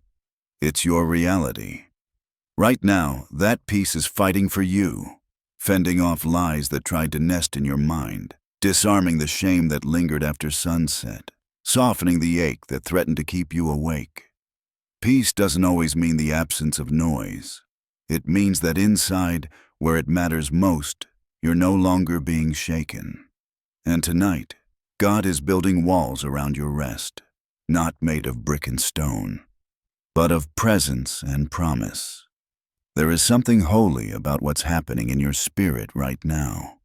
As you lie there, you may not feel anything dramatic. No fireworks, no thunderous revelation. But this stillness is not empty. It is full of purpose, of protection, of divine activity. Even silence can be sacred when God is the one filling it. Peace does not ask you to try harder. It invites you to release more. It whispers, "You're safe now." You can stop rehearsing the pain. You can stop bracing for the worst. Because the one who holds the night has surrounded you on all sides. If you could see into the spiritual realm right now, you would see the God of angel armies stationed at the foot of your bed. You would see mercy like a blanket, hope like a lamp, and grace like a pillow beneath your head. Heaven is nearer than you think. That tightness in your chest, the weight that wouldn't lift all day, is no match for the gentleness of God. He isn't just removing the burden. He's healing the part of you that forgot how to breathe without it. He is not just giving you rest. He is reteaching your soul what safety feels like. So let your body relax again, not out of fatigue, but out of faith. You're not lying here alone. You're not abandoned to the dark. You are surrounded, covered, defended. Let your heart say it softly. You are my defender, Lord. You stand guard as I sleep. No evil will overtake me. No lie will find a home. Because you are with me, and you are peace itself. Even if you feel unworthy. His protection does not falter. Even if your thoughts wander, His peace does not walk away. Even if your faith flickers, His presence remains steadfast. Peace is not a reward for perfection. It is a gift of grace. A gift Jesus died to give. A gift the Spirit plants like a seed in your soul. And tonight, that seed is blooming. So if the thoughts return again, the regrets, the doubts, the noise, breathe, pause, and say again, "Jesus, be my peace." Let those words be your shield. Not a chant, not a formula, but a declaration of trust. Each time your thoughts rise up in rebellion, repeat it gently. "Jesus, be my peace." Until your heart begins to echo it in silence, until your breath slows in rhythm with His name. Because He is not just peace giver, He is peace itself. And where He dwells, no fear can make its home. You may have tried to hold it all together today, tried to appear strong, tried to act okay, tried to outthink the worry. But now, you don't have to try. You don't have to perform for peace. You just have to open the door and let it in. So picture it now, peace entering your room like dawn. Soft, slow, steady. Not because everything is perfect, but because your trust is rooted in the one who is. Tonight is not just about sleep. It's about trust, surrender, release. Your Heavenly Father is not watching from afar. He is near. His very name is Emmanuel. God with us, with you, here, now. Say it in your spirit. You are my dwelling place, God, my shelter in the storm, my stillness in the swirl, my anchor in the drift. And tonight, I lean into you. You don't need to see Him to know He's present. You don't need to hear a voice to receive peace. You only need to open, not your eyes, but your soul. Let Him settle in the places that ache. Let Him speak into the void. Let Him guard the doorway of your mind. He's already here. You don't have to beg. Peace has arrived, and it will not leave before the dawn. Stillness is not just the absence of movement. It is the presence of someone greater. The world often tells you that silence means emptiness, that if you're not doing, you're wasting, that if you're still, you're falling behind. But heaven operates differently. Stillness, when it is holy, is not stagnation. It is sacred invitation. It is the hush before revelation. It is the moment before miracles. It is the quiet that comes when the shepherd calls his sheep to lie down in green pastures. And tonight, he is calling you there, not with pressure, not with force, but with gentleness, the kind that breaks through the noise not by shouting louder, but by loving deeper. This night is not just for your body, it's for your soul, and stillness is the door through which peace enters. Psalm 46:10 says it so plainly, so beautifully, "Be still and know that I am God." But in the original Hebrew, that word "be still" actually means more than quietness. It means to release, to let drop, to loosen one's grip. So what if the invitation to stillness is not to sit perfectly still, but to let go? Let go of the tension in your shoulders. Let go of the clenched fists. Let go of the thoughts trying to control every outcome. Let go of the need to understand everything before you rest. You don't need to earn God's comfort. You only need to make space for it. Stillness is how you make room for the God who's already waiting. What if you stopped filling the night with noise? Not just the sound of devices, but the noise of overthinking, of worry rehearsals, of internal dialogues that never lead to peace. What if tonight you replaced all of that with one single whisper? God, I trust you in this stillness. And when your mind says, but I need to figure it out, you answer, no, I need to be still. When fear rises and says, what if this doesn't work out? You respond, God is already in my tomorrow. And when the guilt creeps in and says, you should be doing more, you breathe deeply and say, rest is holy. Rest is obedience. Stillness is worship, a kind of faith that says, I don't need to make noise to be heard. My God is not deaf. He is near. He is listening. And that's the beauty of stillness. It puts God at the center of the night. Not your thoughts, not your plans, not your performance. Stillness removes you from the throne and places the rightful king there instead. There's a reason Jesus often withdrew to lonely places to pray. He didn't run to crowds. He didn't seek more noise. He stepped into quiet because he knew the Father waited there. And tonight, that same Father is waiting for you in the quiet. Not in the next task, not in the next scroll or tap or update, but here, now, in this moment. What would it look like for you to stop reaching, stop fixing, stop scrolling, stop filling every second? What would it look like to be fully, wholly present in this quiet moment? Can you hear it? The stillness is not empty. It is alive. It is filled with grace, filled with breath, filled with His voice, whispering truths your heart has long forgotten. You are safe here. You are not forgotten. You are mine. You don't have to prove anything. You are loved beyond words. You can let go.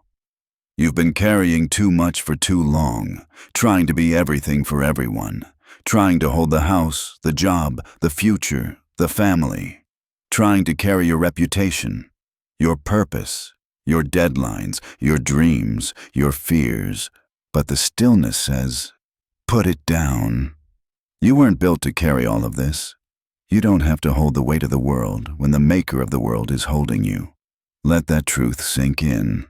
Let it dissolve the pressure you placed on your own shoulders. Let it soften the hard parts of your heart. Let it silence the voice of the accuser who told you rest was laziness. Rest is not quitting. Rest is realignment. Rest is holy. There is something so brave about stillness. It says, I don't have to chase God. He has already come near. It says, I don't have to force an answer. I trust the answerer. It says, I will not fill every second with noise. I will choose to dwell with the one who is gentle and lowly. Jesus said, Come to me, all who are weary and burdened, and I will give you rest. Matthew 11:28. He didn't say, "Come to me and I'll explain everything." He didn't promise you'd understand the plan. He promised you'd find rest. And rest often begins not with answers, but with stillness. So tonight, take your hand off the wheel. Take your heart out of the courtroom. Take your mind out of the emergency room. You are not in a fight right now. You are not under review. You are not in danger. You are in the presence of the one who loves you completely. Breathe that in slowly. Inhale his presence. Exhale your tension. Inhale peace. Exhale pressure. Inhale grace. Exhale fear. Stillness will teach you things activity never could. It will teach you to listen, to sense, to feel deeply without panic, to walk with God, not run past Him. And perhaps most of all, stillness teaches you this: you are not alone. You were never meant to be. So tonight, let stillness be your sanctuary. Let it be the holy pause between burdens and breakthroughs. Let it be the breath between questions and answers. Let it be the place where you are held, not just comforted, but healed. Whisper it now with me. God, I choose stillness, not because I figured it out, but because I trust that you have. Stillness is my surrender. Stillness is my song. You are here, and that is enough. There is something sacred that happens when you fall asleep in surrender and awaken, not to panic, but to grace. Not to alarms or urgency, but to the quiet realization that God kept you, not only through the night, but through your wrestling. This chapter begins where many think the story ends, because when you sleep in God's peace, you don't wake up the same. You awaken softened, less rigid, less guarded. Your defenses don't rise with the sun. Your hope does. Sleep, when received as a gift from God, is more than a biological reset. It is spiritual resurrection. A place where old fears dissolve in silence and fresh mercy greets you like the first light through the window. That's what grace does. It doesn't just wait at the altar. It follows you into your midnight hours and meets you again in your morning shadow. And it speaks first, before the world does, before your notifications, before your memories, before your doubts. Grace says, "Welcome back. I've been here the whole time." Waking up in grace means you are no longer walking in yesterday's weight. You're walking in today's promise. It means the dreams God whispered into your spirit while your body slept begin to bloom as you rise. It means the battles you handed over are still in His hands, and His grip does not slip. Do you feel that? That soft stirring? That deep calm? That's not just the result of a full night's rest. That's the residue of His presence. Because while you slept, He stood guard. While you dreamed, He designed. While you exhaled in surrender, He breathed over your life with favor. There are battles you didn't fight last night, because He did. There are worries that didn't make it to your morning, because they were silenced by His peace. There are answers still on the way, but now you're not pacing the hallway. You're sitting at His feet. And that shift, beloved, is the beginning of wisdom. Proverbs says the fear of the Lord is the beginning of wisdom. But I believe rest in the Lord is the beginning of clarity. When your soul no longer shouts over God, you finally start to hear Him. This is awakening. Not just eyes opened, but spirit aligned. You may rise with a to-do list, but it no longer owns you. You may face uncertainty, but it no longer undoes you. Because last night you stopped striving, and now you are starting to live. Grace isn't a second chance. It's a new beginning. It doesn't ask for perfection. It invites participation. You don't need to earn it. You only need to walk in it. This morning, you walk in peace not because of what you did, but because of who He is. You walk in courage not because all is clear, but because you are not walking alone. The same God who met you in your silence now walks with you into your steps. The same voice that calmed you last night now guides you in whispers by day. Can you carry the peace of night into the pressures of daylight? Yes, because that peace was never yours to create. It was always His to give. So let the posture you held in bed follow you now. Open hands, quiet trust, listening heart, no racing, no forcing, just abiding. Even as you move, stillness can remain within.